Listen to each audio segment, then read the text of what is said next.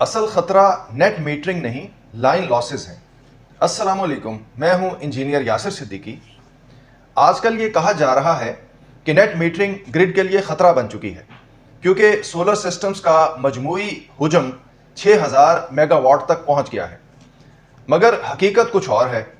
Net metering का ये हुजम चंद मखसूस फीडर्स तक महदूद है, वो इलाके जहां सोलर का फैलाव ज़्यादा है। मगर जिस चीज़ से वाकई पूरा ग्रिड मुतासिर होता है वो हैं लाइन लॉसेस, और ये कोई चंद फीडर्स का नहीं, पूरे मुल्क का मसला है। ज़रा हिसाब लगाते हैं। पाकिस्तान की कुल बिजली की पैदावार तकरीबन 30,000 मेगावाट है।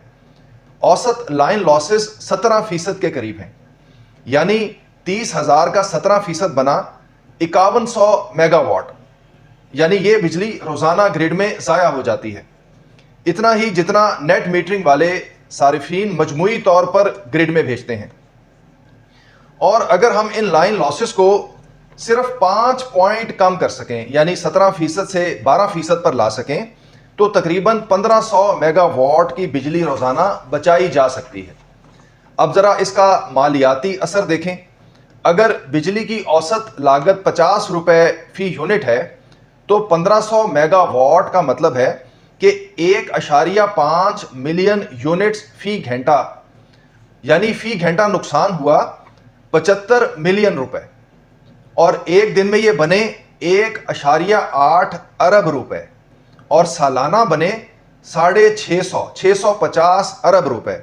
अब फैसला आप खुद करें कि असल खतरा कहाँ है, चंद फीडर्स पर नेट मीटरिंग के रिवर्स फ्लो से, या पूरे मुल्क में फैले 650 अरब रुपए के नुकसान से।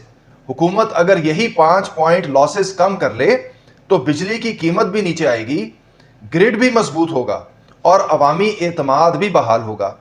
सूरज की रोशनी से डरने की बजाय तारों के सुराख बंद कीजिए। अगली वीडियो में बात करेंगे कि लाइन लॉसेस कम करने के लिए अमली इक़दामात क्या हो सकते हैं, फीडर लेवल से लेकर मीटरिंग सिस्टम तक। इसके साथ ही मुझे इजाज़त दीजिए। अल्लाह हाफिज़।